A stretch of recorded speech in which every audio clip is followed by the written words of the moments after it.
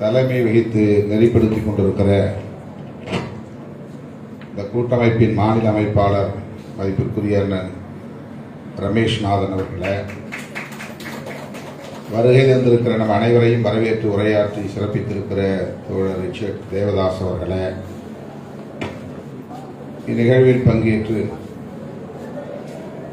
நம்மிடையே சிறப்புரை வழங்கி அமர்ந்திருக்கிற விடுதலை சிறுத்தைகள் கட்சியின் சட்டமன்ற கட்சி தலைவர், கட்சியின் பொதுச் செயலாளர் மதிப்பிற்குரிய தோழர் சிந்தனை செல்வன் அவர்களே, கட்சியின் துணை பொதுச் செயலாளர் தம்பி எஸ் பாலாஜி அவர்களே, தமிழக அரசின் முன்னாள் கூடுதல் தலைமைச் செயலாளர் பெருமதிப்பிற்குரிய அண்ணன் துருசுதாஸ் காந்தி IAS அவர்களே, தெலங்கானாவில் இருந்து வருகை தந்திருக்கிற CDS அமைப்பின் தலைவர் பெருமதிப்பிற்குரிய திரு மல்லப்பள்ளி லட்சுமையா அவர்களே, ACT அறக்கட்டளையின் தலைவர் டாக்டர் K கிருஷ்ணன் அவர்களே, பழங்குடி இருளர் பாதுகாப்பு சங்கத்தின் ஒருங்கிணைப்பாளர் பெருமதிப்பிற்குரிய பேராசிரியர் பிரபா கல்விமணி அவர்களே, மற்றும் இந்த நிகழ்வில் பங்கேற்று இதனை சிறப்பித்துக் கொண்டிருக்கிற விடுதலை சிறுத்தைகள் கட்சியின் சட்டமன்ற உறுப்பினர் பனையூர் பாபு அவர்களே, பாலசிங்கம் உள்ளிட்ட கட்சியின் முன்னோடிகளே, இரண்டாவது அமர்விலே பங்கேற்க இருக்கிற செல்வி ராஜேஸ்வரி, திரு தயாளன், திருமதி தமிழரசி, கா சிவகாமி, ஸ்வேதா ராஜசேகர், தீபக் நாதன், ஜென்சி, பேராசிரியர் கானந்தி வேம்புலு, இரா முருகப்பன் உள்ளிட்ட ஆளுமைகளே, இங்கே திரளாக கூடியிருக்கிற செயற்பாட்டாளர்களே, உங்கள் அனைவருக்கும் என்னுடைய பணிவார்ந்த வணக்கத்தை தெரிவித்துக் கொள்கிறேன். பெயர்கள் விடுபட்டிருந்தால் பொறுத்தருள வேண்டுகிறேன். நண்பகல் உணவு நேரம், அதன் பிறகும் அடுத்த அமர்வு கூட இருக்கிறது. இந்த நிகழ்வை ஒருங்கிணைத்து இந்த சட்டம் வருவதற்கான அனைத்து முயற்சிகளையும் மேற்கொண்ட வெவ்வேறு தரப்பிலிருந்து பணியாற்றிய அனைவரையும் சிறப்பிக்கிற வகையில், பாராட்டுகிற வகையில், நன்றி சொல்லும் வகையில் அண்ணன் ரமேஷ்நாதன் அவர்கள் வெற்றிகரமாக இதனை நடத்தி கொண்டிருக்கிறார். அவருக்கு நான் முதலில் என்னுடைய மனமார்ந்த பாராட்டுகளையும் நன்றியையும் உரித்தாக்குகிறேன். அவர் எடுத்துக்கொண்ட முயற்சியை நாம் அனைவரும் அறிவோம் என்பது சிறப்பாக குறிப்பாக சொல்ல வேண்டிய தேவையில்லை. இங்கே ஸ்வேதா அவர்கள் சொன்னதைப் போல எந்த ஒன்றையும் ஃபாலோ செய்வதில், அதை தொடர்ந்து நடைமுறைப்படுத்த வேண்டும், அதை செய்து முடிக்க வேண்டும் என்பதிலே மிகவும் கவனமாக இருந்து பணியாற்றுவதில் அவருக்கு நிகர் அவர்தான் என்று நாம் சொல்ல முடியும். நம்முடைய மேனாள் கூடுதல் தலைமைச் செயலாளர் அண்ணன் துருசுதாஸ் காந்தி IAS அவர்கள் தன்னுடைய உரையில் விடுதலை சிறுத்தைகளின் பங்களிப்பு எத்தகையது என்பதை சுட்டிக்காட்டினார். நான் சட்டமன்ற உறுப்பினராக இருந்தபோது முதலில் இது பற்றிய கருத்தை என் கவனத்திற்கு கொண்டு வந்தவர் நம்முடைய அண்ணன் துருசுதாஸ் காந்தி IAS அவர்கள்தான் என்பதையும் இந்த நேரத்தில் நான் நன்றியோடு சொல்ல கடமைப்பட்டிருக்கிறேன். அப்போது அவர் ஆதி திராவிடர் நலத்துறை செயலாளராக இருந்தார். சிறப்பு உட்கூறுகள் திட்டம் என்கிற சொல்லையே முதலில் அவரிடமிருந்து தான் நான் அறிந்து கொண்டேன். இப்படி ஒன்று இருக்கிறது, இதை பற்றி பேசுங்கள் என்று அவரை நான் சந்திக்க சென்றபோது அவருடைய அறையிலே எனக்கு அறிவுரை கூறினார். அவருக்கு இது மறந்திருக்கலாம், எனக்கு நன்றாக நினைவிருக்கிறது. அவர் சொன்னதைப் போல அவரும் சிவகாமி ஐஏஎஸ் அவர்களும் இந்த நலிவடைந்த பிரிவினர், அவர் சான்றோர் ஆன்றோர் என்று அழைக்கிறார் தலித்துகளை, பழங்குடியினரை. இந்த சான்றோர் ஆன்றோர் என்கிற இந்த சமூக பிரிவினரை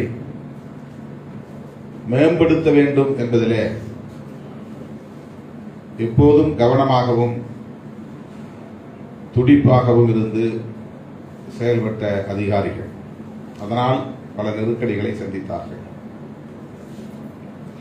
தலைமைச் செயலாளர் பொறுப்பேற்று ஓய்வு பெறக்கூடிய அளவுக்கான அனைத்து தகுதிகளையும் அவர் பெற்றிருந்தார். இதுபோல ஒடுக்கப்பட்டவர்களுக்காக அவர் செயல்படுகிறார் என்ற காரணத்தினாலேயே அவர் அந்த நிலையை எட்ட முடியாமல் போய்விட்டது. அதை நான் நன்கு அறிவேன். ஒருமுறை நானும் தோழர் ரவிக்குமார் அவர்களும் அன்றைய முதலமைச்சர் மாண்புமிகு முத்தமிழறிஞர் கலைஞர் அவர்களை நேரிலே சந்தித்து அண்ணன் அவர்களை பற்றி எடுத்துச் சொன்னோம்.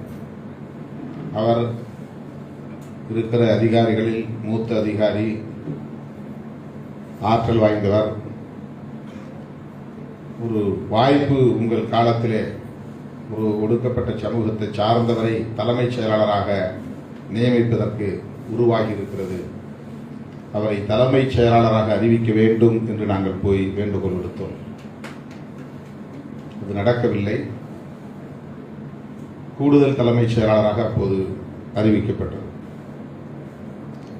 சற்று ஆறுதல் தந்தது என்றாலும் கூட மன நிறைவு இல்லை. முழுமையான தகுதி பெற்றவர், நீண்ட நெடிய அனுபவம் உள்ளவர், நலிந்த சமூகத்தினர் மேம்பட வேண்டும் என்பதில் அக்கறை உள்ளவர். அனைத்து தகுதிகளும் அவருக்கு இருந்தும் கூட அந்த இடத்தை அவரால் பெற முடியவில்லை. கூடுதல் தலைமைச் செயலாளர் என்கிற நிலையோடு அவர் ஓய்வு பெறக்கூடிய ஒரு சூழல் அமைந்துவிட்டது. திராணி உள்ளவராக இருந்தார் என்பதுதான் அதற்கு காரணம். அதுதான் இங்கே சொல்ல விரும்புவது. எளிய மக்களுக்காக, நலிந்த பிரிவினருக்காக செயல்படக்கூடிய திராணி அவரிடத்திலே இருந்தது என்பதுதான் தகுதி குறைபாடாக மாறிவிட்டது. பொதுவாக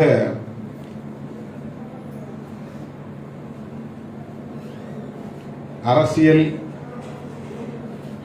அரசு நிர்வாகம் இந்த இரண்டும்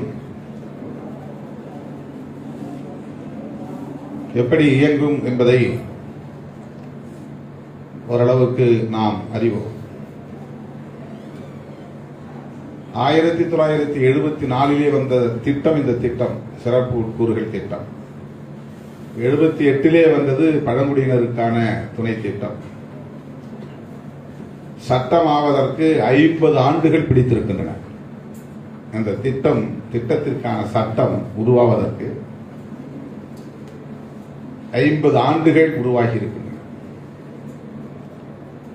இந்த 50 ஆண்டுகள் தாமதத்திற்கு என்ன காரணம்? அரசியலும் அதிகார வர்க்கமும்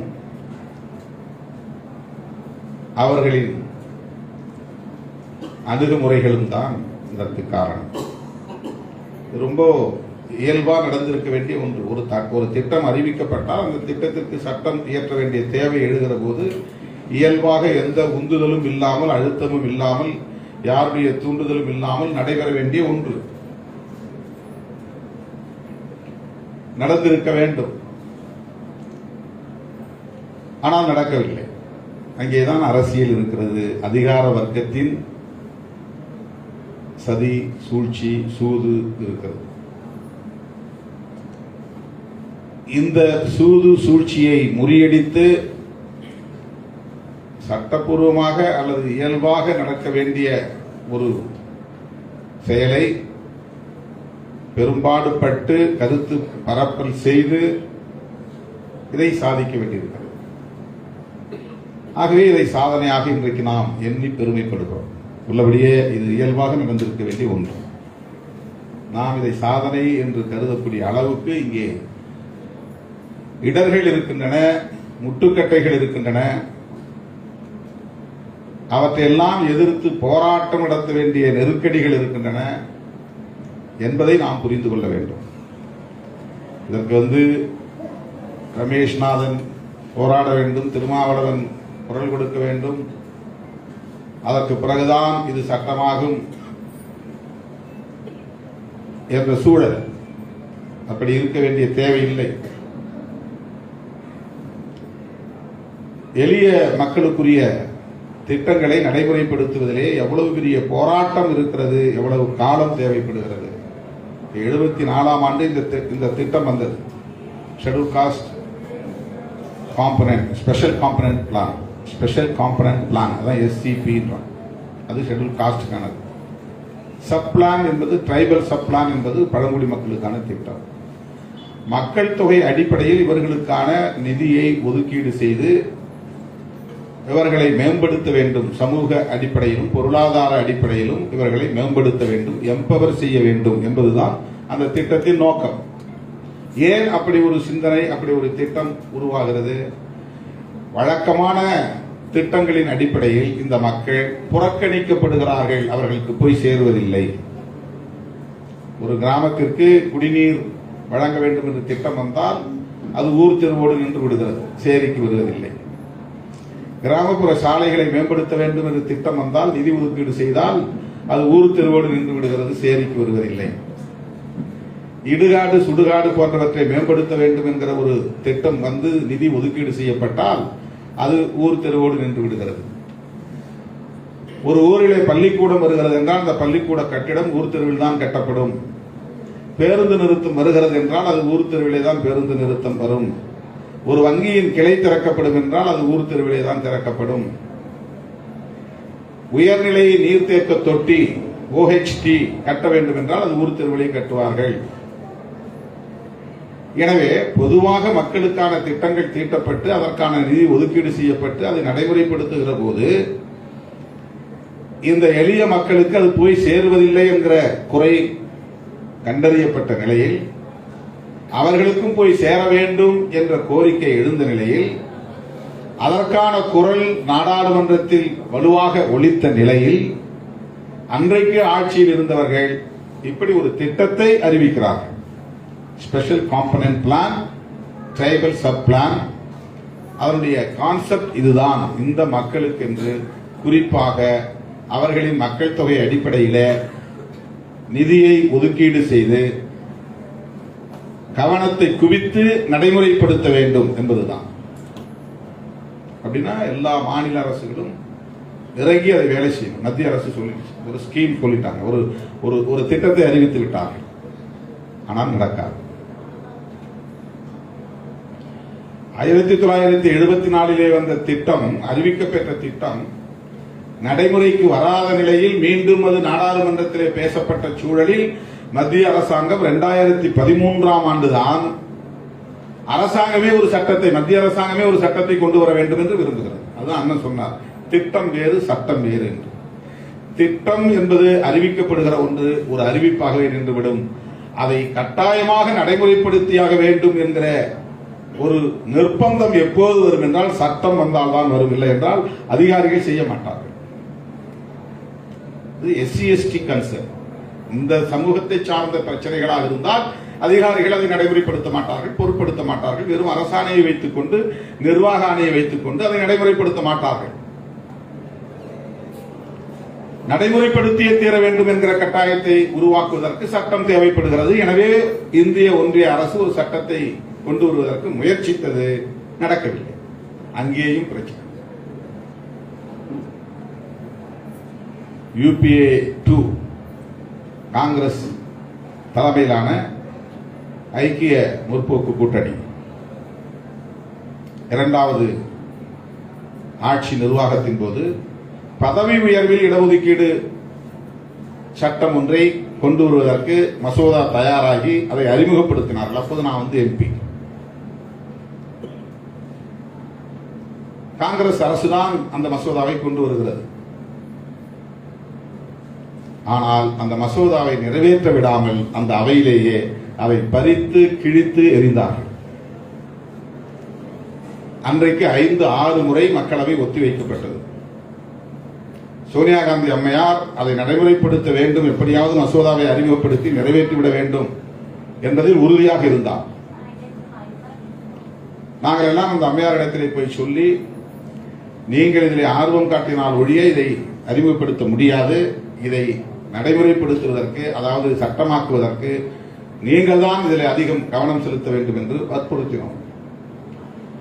காங்கிரஸ் கட்சியை சார்ந்த ஜெயபால் ரெட்டி என்கிற மூத்த தலைவர் சோனியா காந்தி அம்மையாரிடத்திலே நாங்கள் பேசிக் கொண்டிருந்த போது குறுக்கிட்டு பேசினார். காங்கிரஸ் கட்சிக்குள்ளேயே கருப்பாடுகள் இருக்கின்றன, இந்த சட்டத்தை அறிமுகப்படுத்தக்கூடாது, நடைமுறைப்படுத்தக்கூடாது, தடுத்தாக வேண்டும் என்று அவர்கள் நினைக்கிறார்கள். இந்த சட்டத்தை பறித்துக் கொண்டு ஓடியது உட்பட இது திட்டமிட்டு நடந்த ஒன்று. வெளிப்படையாக பேசினார். இந்த அம்மையார் மாலை 5 மணி வரையில் இருந்து 5-6 முறை மக்களவை ஒத்திவைக்க பெற்றும் அவர் எடுத்த முயற்சியும் தோற்று போனது. அந்த சட்டத்தை அதை அறிமுகப்படுத்தவே முடியவில்லை, அது நடைமுறைக்கு வரவில்லை, நிறைவேற்ற முடியவில்லை. அரசியல் களத்தில் எப்படிப்பட்ட நிலை இருக்கிறது என்பதற்கு இது ஒரு சான்று. காங்கிரஸ் அரசாங்கம் கொண்டு வந்ததுதான் அந்த திட்டம், காங்கிரஸ் அரசாங்கம் கொண்டு வந்ததுதான் அந்த மசோதா. ஆனாலும் கூட அந்த திட்டத்தை நடைமுறைப்படுத்துவதற்கான சட்ட மசோதாவை அறிமுகப்படுத்தவே முடியவில்லை என்பதுதான் சூழல். இன்றைய வரையிலும் பதவி உயர்வுக்கான சட்டத்தை கொண்டு வர முடியவில்லை.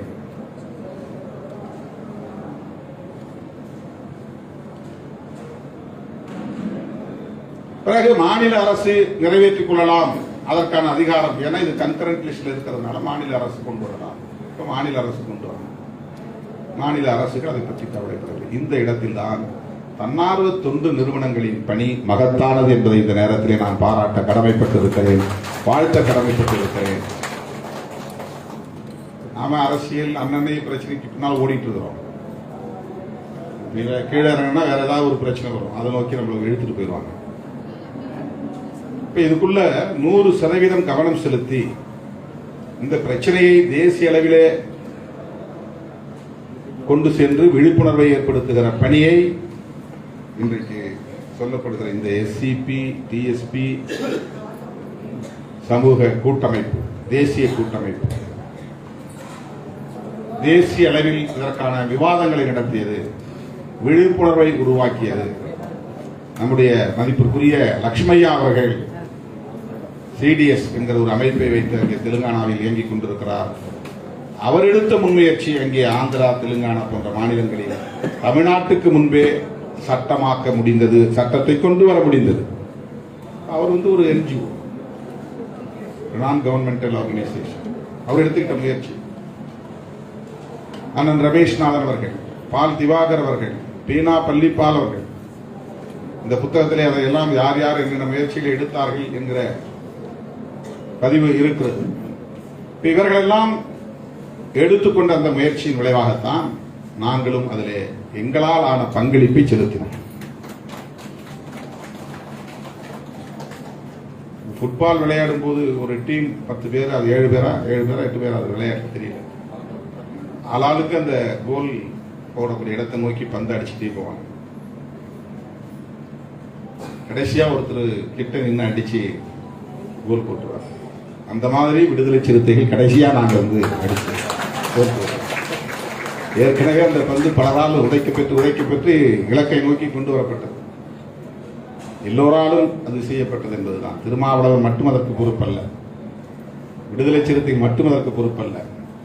தனிப்பட்ட முறையிலே சிந்தனை செல்வன் எடுத்துக்கொண்ட முயற்சிகளை இங்கே பதிவு செய்தார். எல்லோரையும் போய் சந்தித்தது, அதற்கான முயற்சிகளை எடுத்தது. ஆனால் இந்த எல்லா நடவடிக்கைகளிலும் ரமேஷ்நாதன் அவர்களின் பங்களிப்பு இருந்தது என்பது குறிப்பிடத்தக்கது. ஒரு டீம் லீடர் மாதிரி இருந்து எல்லாத்தையும் கவனித்துக் கொண்டார். இப்படி நாம் ஒருங்கிணைந்து செயல்பட்டால்தான் இது போன்ற சின்ன சின்ன சாதனை, இது ஒரு சின்ன சாதனை தான், இது அரசாங்கமே செய்திருக்க வேண்டியது. இதுக்கு நம்ம பெரிய போராட்டம் நடத்திருக்க வேண்டிய அவசியம் இல்லை. இது அவங்களுக்கான ஒரு கடமை. ஆனால் செய்ய மாட்டார்கள். இதுதான் இப்ப யாரையும் நம்ம குறிப்பிட்ட ஒரு கட்சி அல்லது ஒரு குறிப்பிட்ட தலைவர் அப்படிங்கிறது இல்லை. இதுதான் யதார்த்தமான சமூக சூழல். இப்போ 16(4)A ஒரு சட்டம் வேணும்னு சொல்லிட்டு இருக்கிறோம். தமிழ்நாட்டில் மட்டும்தான் 200 பாயிண்ட் ரோஸ்டர் முறை இருந்துச்சு. அதன் அடிப்படையில் பதவி உயர்வு வழங்கப்பட்டு வந்தது. அதை எதிர்த்து யாரோ ஒருத்தர் வழக்கு தொடுத்து அந்த வழக்கிலே ஒரு தீர்ப்பு வந்து அந்த தீர்ப்பின் அடிப்படையில் இதெல்லாம் தப்பு, ஏற்கனவே யாருக்கெல்லாம் ப்ரொமோஷன் கொடுத்து அவ்வளவு பேரையும் கீழே இறக்கலான்ட்டான். ஒரு பெரிய பாதிப்பு. இதிலிருந்து அவர்களை பாதுகாப்பதற்கு அரசமைப்பு சட்டத்திலே நமக்கு ஒரு பாதுகாப்பு இருக்கிறது, ஒரு ப்ரொடெக்ஷன் இருக்கிறது. அதுதான் 16(4)A, ஆர்டிகிள் 16(4)A. மாநில அரசுகள் விரும்பினால் பதவி உயர்வுக்கான ஒரு சட்டத்தை ஏற்றிக்கொள்ள முடியும், அவர்களை பாதுகாக்க முடியும். அதற்கு தொடர்ந்து குரல் கொடுத்துருக்கோம். இப்ப நாளை கூட அது சம்பந்தமான ஒரு டிஸ்கஷன் போகுது. முதலமைச்சர்கிட்ட போய் நாங்க மனு கொடுத்துருக்கிறோம். தலைமைச் செயலாளர்கிட்ட பல முறை உட்கார்ந்து பேசியிருக்கிறோம். நிதி செயலாளர்கிட்டையும் பேசணும். என்ன சொன்னாங்க இல்லையா, 3 பேர் தான் அது முக்கியமானவங்க. தலைமைச் செயலாளர், ஆதிராவிட நலத்துறை செயலாளர், நிதித்துறை செயலாளர்.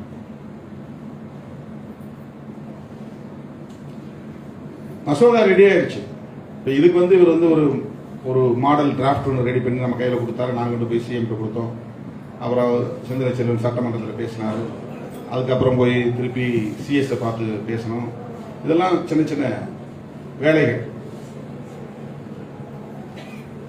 அவ்வளவு முயற்சியில் எடுத்துக்கொண்ட பிறகுதான் அது வந்து சட்டமாக ஆச்சு. இப்போ 16(4)A.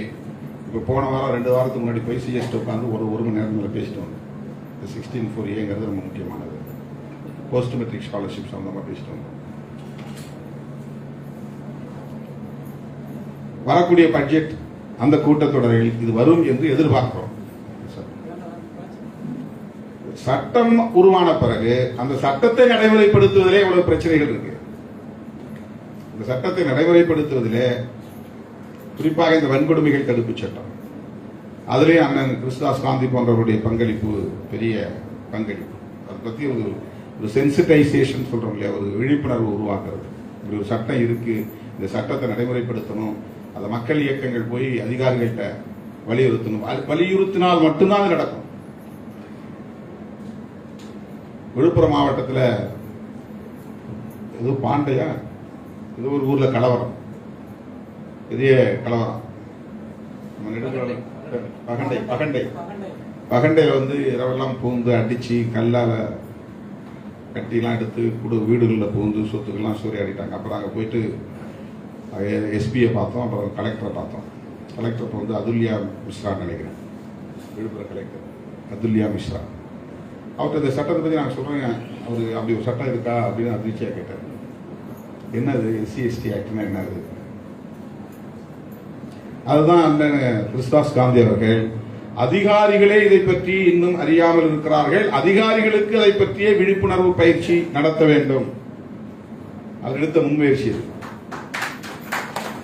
அதிகாரிகளுக்கு ஒரு சென்சிட்டைசேஷன் வேணும். இந்த SC/ST ஆக்ட்னு ஒன்று இருக்கு, இது மாதிரி பாதிக்கப்பட்டு வந்தா அந்த மக்களுக்கு வந்து நீதி கிடைக்கணும், இந்த சட்டத்தின் கீழ் வழக்கு பதிவு செய்யணும். 1989 வந்துச்சு, 89. அதுக்கு விதிகள் வர்றதுக்கு 4-5 வருஷம் ஆச்சு. 1995 96 தான் விதிகள், 95 கிட்டத்தட்ட 6 வருஷம் ஆச்சு. 95 விதிகள் வந்தும் நடைமுறைப்படுத்தப்படல. ஆக்ட் வேற, ரூல்ஸ் வேற. ஆக்ட் வந்துருச்சு, அப்புறம் ரூல்ஸ் வரும். பியூரோக்ராட்டுக்குள்ள எவ்வளவு பிரச்சனைகள் இருக்குங்கிறதுக்காக சொல்லுவாங்க. ஒரு சட்டம் வந்துருச்சுன்னா சட்டம் உடனே நடைமுறைக்கு வந்துடாது.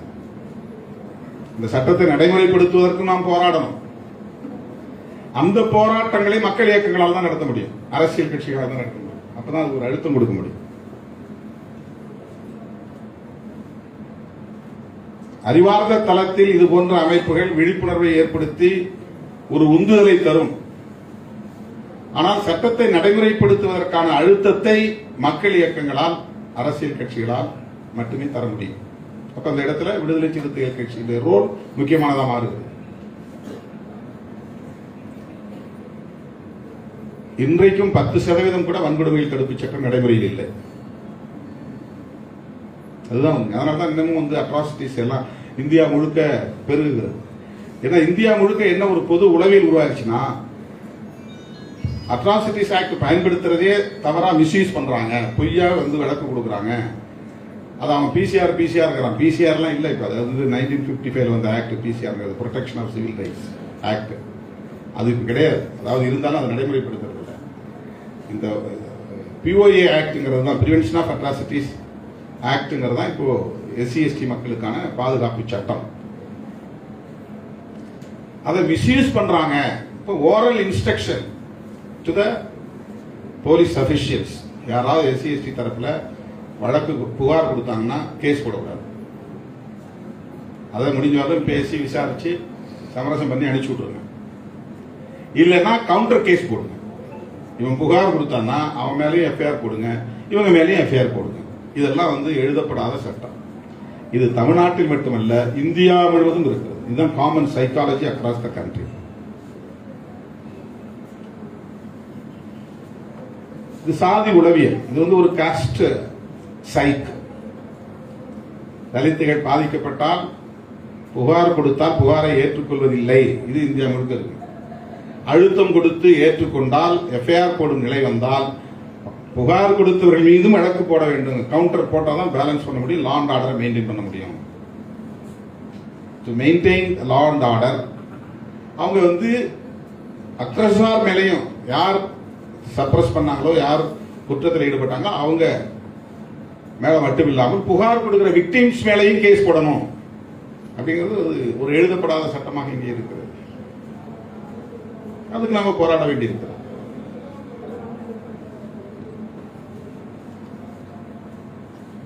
இப்படிப்பட்ட இந்த சிக்கல்களை எல்லாம் புரிந்து கொண்டு நாம் களத்திலே ஒருங்கிணைந்து செயல்பட வேண்டிய தேவை இருக்கிறது என்பதைத்தான் இந்த இடத்திலே நான் சுட்டிக்காட்ட விரும்புகிறேன். இன்னைக்கு சட்டம் வந்துருச்சு. சட்டம் வந்ததுனாலேயே நாம் உடனே மேம்பட்டு விடுவோம் அப்படிங்கிறது இல்லை. 74 வந்ததுக்கு 50 வருஷம் இதுல பிறந்த எத்தனையோ ரெண்டு தலைமுறை வந்து இந்த திட்டத்தால பயன்பெறாமலே போயிட்டான். சில பேர் காலமாயிருப்பான். இப்ப புதுசா பிறந்தவங்களுக்கு தான் இது, இனிமே பிறக்க போறவங்களுக்கு தான். ஆனால் எந்த மாநிலத்திலுமே எனக்கு தெரிஞ்சு தெலுங்கானாவில் மட்டும்தான், ஆந்திராவோட சட்டம் வந்துச்சு, கர்நாடகாவோட சட்டம் வந்துச்சு, ராஜஸ்தான்ல சட்டம் வந்துச்சு. எல்லா மாநிலங்களிலும் சட்டத்தை கொண்டு வருவதற்கு இந்த கூட்டமைப்பு இன்னும் போராட வேண்டியிருக்கிறது. தமிழ்நாட்டில் காமிச்சதான் விட்டு, ஏன்னா உங்களுக்கு அக்ராஸ் த கண்ட்ரி ஒரு நெட்வொர்க் இருக்கு. NCDHR மாதிரி, HRF, பல்வேறு அமைப்புகள் இருக்காங்க, சசி மாதிரியான அமைப்புகள். இந்த கூட்டமைப்பு, இந்த அமைப்புகள்லாம் ஒன்னா சேர்ந்தா ஒரு கூட்டமைப்பு. இந்த கூட்டமைப்புடைய வேலை எங்கெல்லாம், எந்தெந்த மாநிலங்களில் எல்லாம் இந்த சட்டம் இன்னும் வரவில்லையோ அந்த மாநிலங்களிலும் இது போன்ற முயற்சிகளை மேற்கொண்டு சட்டத்தை கொண்டு வருவதற்கான முயற்சி எடுக்க வேண்டும். அதன் பிறகு இந்த சட்டத்தை நடைமுறைப்படுத்துவதற்கும் நாம் போராட வேண்டியிருக்கிறது. அதுதான் சட்டமன்றத்துக்குள்ள நுழைய வேண்டிய தேவை இருக்குது, நாடாளுமன்றத்துக்குள்ள நுழைய வேண்டிய தேவை இருக்குது. நீ வெளியில நின்று என்னதான் கத்தினாலும் கூட அது ஈடுபடாது. சிந்தனை செல்வன் அவர்கள் அதைத்தான் இங்கே விவரித்து சொன்னார். நாம் ஒரு தனி அடையாளத்தோடு அங்கு போய் நிற்கும் போது அந்த குரலுக்கு ஒரு தனி மதிப்பு இருக்கிறது. நாமும் சட்டமன்ற பிரதிநிதித்துவத்தை பெற்றிருக்கிறோம் என்கிற போது அங்கே கவனிக்கப்படுகிறது.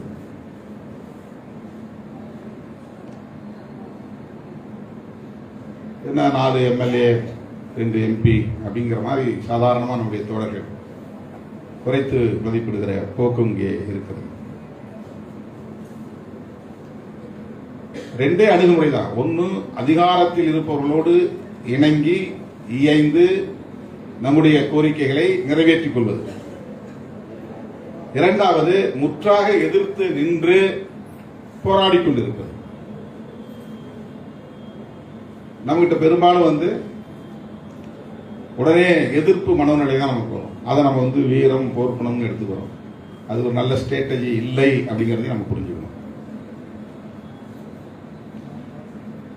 டெமோக்ரஸிங்கிறது தேர்தல்ல பிரதிநிதிகளை தேர்ந்தெடுத்து அதன் மூலமா நாம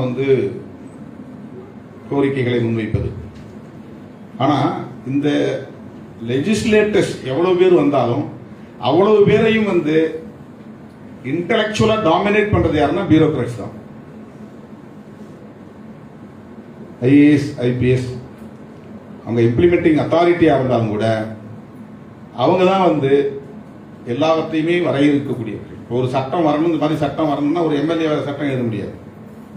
அதுக்குன்னு இருக்கிற டீம் இன்டெலெக்சுவல்ஸ் தான் எழுத முடியும், பியூரோக்ராட்ஸ் தான் எழுத முடியும். இப்படி ஒரு சட்டம் வந்துச்சு, சட்டத்தை ஒரு எம்எல்ஏ போய் நீங்க நல்லா உட்காந்து எழுத முடியுமா? எழுத முடியாது. ஒரு டிராஃப்ட் போடலாம் அவ்வளவுதானே தவிர அது வந்து ஒரு அரசாங்கத்தினுடைய மெத்தடாலஜி. ஒரு கவர்மெண்ட் அந்த கவர்மெண்ட் எப்படி அதை கொண்டுட்டு வரணும், அதை எப்படி கெசட்டை அறிவிப்பு செய்யணும், இது எல்லாமே பியூரோக்ராட்ஸ் தான் பண்ண முடியும். முதலமைச்சராக வந்து ஒருத்தர் உட்கார்ந்தா கூட எல்லாவற்றையும் தீர்மானிக்கிற இடத்துல அதிகாரிகள் தான், அதிகார வர்க்கம் தான் இருக்கு. அந்த அதிகாரிகள்கிட்ட இதை செய்யலாம் இதை செய்யக்கூடாதுங்கிற ஒரு மைண்ட் செட் அவங்களுக்குள்ள ஒரு சைக்கிள் இருக்கு இல்லையா? அப்ப எஸ்சி எஸ்டி பிரச்சனை தூக்கி வச்சிருவாங்க, மைனாரிட்டிஸ் பிடிக்கலன்னா மைனாரிட்டிஸ் பிரச்சனை தூக்கி வச்சிருவாங்க. அதுக்கு எவ்வளவு முட்டுக்கட்டை போட முடியுமோ அவ்வளவு முட்டுக்கட்டை போடுவாங்க. அது வெளிப்படையா தெரியும். அதுதான் அவங்களுடைய ஒரு கெட்டிக்காரத்தனம். அதிகாரிகள் நேரடியா முடியாதுன்னு சொல்ல மாட்டாங்க. பேசும்போதெல்லாம் நமக்கு வந்து ஒரு பாசிட்டிவான பதில தான் சொல்லுவாங்க, ஆனா வேலை நடக்காது.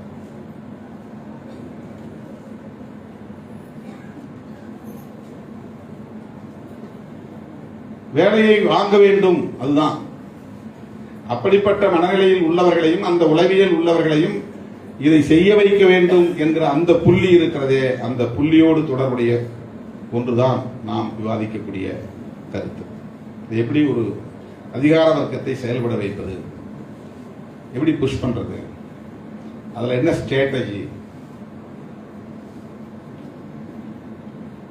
இப்ப நாம சட்டமன்றத்தில் பிரதிநிதித்துவம் கூடணும், நாடாளுமன்றத்தில் நம்முடைய பிரதிநிதித்துவம் கூடணும். அப்பதான் அங்க வந்து கவனிக்கப்படும், அது பரிசீலனைக்கு எடுத்துக் கொள்ளப்படும். அரசியல் ரீதியாகவும் நாம் வலிமை பெறுகிற போதுதான் அதிகார வர்க்கத்தை நம்மால் செயல்பட வைக்க முடியும். இன்னைக்கு 4 எம்எல்ஏ வச்சிருக்கிறோம், 2 எம்பி வச்சிருக்கிறோம், நான் இன்னமும் கொடியேற்றுறது நமக்கு பிரச்சனை இருக்கு. அவ்வளவு எளிதான் நம்மளால ஒரு இடத்துல போய் கொடியேற்ற முடியல. விடுதலை சிறுத்தைகள் கட்சி கொடியேற்ற இடத்துல தான் கரெக்டா வந்து சட்டத்தை பேசுவாங்க அதிகாரிகள். பர்மிஷன் வாங்கினீங்களா, வேற எங்கேயும் வேற எந்த இடத்துலையும் போய் கேட்க மாட்டாங்க.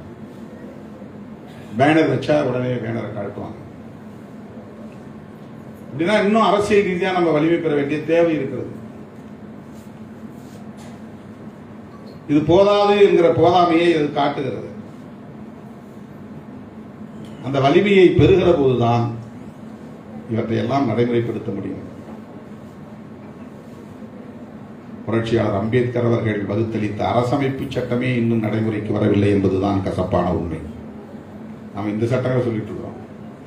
அரசமைப்பு சட்டத்தில் சொல்லப்பட்டிருக்கிற அனைத்தும் நடைமுறைக்கு வந்தாலே இந்தியா இந்நேரம் ஒரு சமத்துவம் உள்ள தேசமாக எப்போதோ பரிணாமம் அடைந்திருக்கும். ஆனால்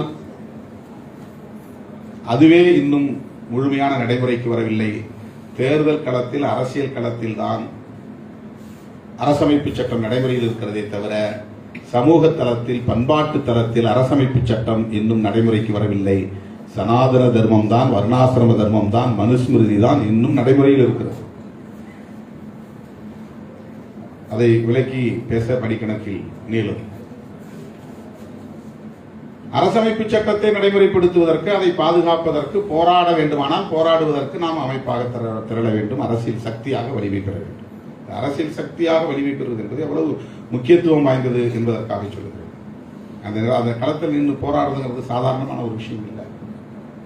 நேற்று ஒரு மூத்த தலைவர் என்னோடு தனிமையிலே பேசும்போது சொல்லிக்கொண்டே வந்தார், உங்களுக்கு பல திறமைகள் இருக்கலாம், அது கூட நான் பெருசா பார்க்கல. நீங்க இந்த அளவுக்கு வந்ததுக்கு இன்னைக்கு 4 எம்எல்ஏ 2 எம்பி ஒரு தனித்த அடையாளத்தோடு மாநில கட்சியாக அங்கீகாரம் பெற்றது, இதற்கு உங்களுடைய தனிப்பட்ட ஆளுமைகள், திறமைகள் ஒரு காரணமாக இருக்கலாம். ஆனால் எல்லாவற்றையும் விட, அதாவது பேச்சு திறன், எழுத்துத்திறன் அப்படிங்கிற விஷயத்துல சொல்றேன், அதெல்லாம் ரொம்ப முக்கியம் கிடையாது. இந்த 25 வருஷமா தேர்தல் களத்தில் எவ்வளவு நெருக்கடிகள், இடர்கள், அவதூறுகள் எல்லாவற்றையும் தாங்கிக் கொள்கிற பொறுமையும் சகிப்புத்தன்மையும் உங்களிடத்திலே இருக்கிறது. அதுதான் நான் உங்களுக்கு இருக்கிற சிறப்பான ஒரு விஷயமா நான் பார்க்கிறேன். உங்களுடைய பொறுமையும் உங்களுடைய சகிப்புத்தன்மையும் தான். இது எதற்காக அவர் சொன்னார் என்றால், விடுதலை சிறுத்தைகள் கட்சி மாநில கட்சியாக அங்கீகாரம் பெற்றதற்கு பல காரணங்கள் இருந்தாலும் இந்த லீடர்ஷிப் என்பது ரொம்ப முக்கியமானது. இன்னும் நீங்கள் வளர வேண்டும், வளருவீர்கள் என்று அவர் வாழ்த்தினார். இதை உங்களிடத்திலே நான் சொல்வதற்கு காரணம், நாம் எப்போதும் விரக்தி அடைந்து விடக்கூடாது. இதுதான் யதார்த்தமான நிலை என்பதை புரிந்து கொண்டு அதற்கு ஏற்ப தொடர்ந்து போராட வேண்டும். அண்ணன் ரமேஷ்நாதன் அதை நான் பார்க்கிறேன். அவர் எந்த இடத்திலும் பதற்றப்பட மாட்டார். செய்ய வேண்டிய வேலை இன்னும் அந்த வேலைக்காக மட்டும் கவனம் குவிப்பார். யாரெல்லாம் பார்க்கணுமோ யார்கிட்ட சொல்லணுமோ அதை சொல்லுவார். இந்த தலித் பந்து பற்றி சொன்னாங்க.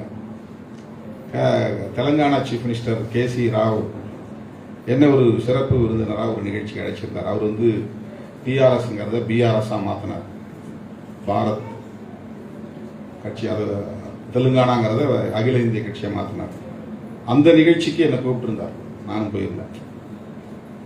2 பேர் தான் அவர் வெளியிலிருந்து அழைச்சிருந்தார். ஒருத்தர் தேவகவுடா பையன் குமாரசாமி கவுடா, அடுத்து தமிழ்நாட்டில் இருந்து நான். 2 பேர் தான் அந்த அவங்களுடைய மையக்குழு கூட்டத்தில் கலந்துட்டோம். அதை முடிச்சுட்டு, வாங்க உங்களுக்கு ஒரு முக்கியமான விஷுவல் காட்டணும், ஒரு எங்களுடைய ஸ்கீமை பற்றி உங்களை காட்டணும், அழைச்சிட்டு போய் உட்கார வச்சு அவர் வீட்டில் இருந்த மினி தியேட்டருக்குள்ள அதை போட்டு காட்டினார். தலித் பந்த் ஸ்கீம் பற்றி. அதை பார்த்துட்டு நான் ரொம்ப பெருமைப்பட்டேன், அதிர்ச்சியும் அடைந்தேன். அப்படி ஒரு ஸ்கீம் அவரால் எப்படி செய்ய முடிஞ்சது, அதை எப்படி மற்றவங்க ஏற்றுக்கிட்டாங்க. அரசியல் காரணங்கள் ஒரு புறம் இருந்தாலும் அங்கே ஏற்கனவே நிறைவேற்றப்பட்ட சட்டம் ஒரு காரணம். இந்த சட்டம் இருந்ததுனால்தான் தலித் பந்த் என்கிற ஒரு ஸ்கீம் அங்கே கொண்டு வர முடியும். இந்த சட்டம் இருந்ததுனால்தான். இனி சட்டம் வந்துவிட்ட நிலையில் இந்த சட்டத்தை நடைமுறைப்படுத்துங்கள் என்று நாம் போராட வேண்டிய ஒரு சூழல் உருவாகி இருக்கிறது. போராடுவதற்கான களம் உருவாகி இருக்கிறது. அதற்கான வாய்ப்பும் உருவாகி இருக்கிறது. இந்த சட்டத்தை நடைமுறைப்படுத்துங்கள் என்று சொல்வது சட்டம் இருந்தால் தானே முடியும். ஆகவே இன்றைக்கு நாம் முழுமையாக கிணறை தாண்டவில்லை, அரை கிணறு தான் தாண்டி இருக்கிறோம். இந்த சட்டத்தை நடைமுறைப்படுத்துவதற்காக கூடி பேசுவோம், விவாதிப்போம், அதற்கான செயல் திட்டங்களை வரையறுப்போம். அந்த சட்டத்தில் உள்ள குறைகள் இருந்தால் அதையும் சரி செய்வதற்கான முயற்சிகளை மேற்கொள்வோம். இன்றைக்கு ஆளும் கட்சியோடு ஒரு நெருக்கமான இணக்கமான உறவு இருக்கிற சூழலில் விடுதலை சிறுத்தைகளால் முடிந்த அளவுக்கு அரசின் கவனத்தை ஈர்க்க முடியும். அந்த வாய்ப்பை நீங்களும் பயன்படுத்திக் கொள்ள வேண்டும், எங்களுக்கு ஊக்கமளிக்க வேண்டும், எங்களுக்கு உந்து சக்தியாக இருக்க வேண்டும் என்பதை சொல்லி இந்த வாய்ப்புக்கு நன்றி கூறி அனைவரின் சார்பாக அண்ணன் ரமேஷ்நாதன் அவர்களை பாராட்டி அவருக்கு ஒரு ஆடை போட்டு சிறப்பிக்க விரும்புகிறேன். நன்றி, வணக்கம்.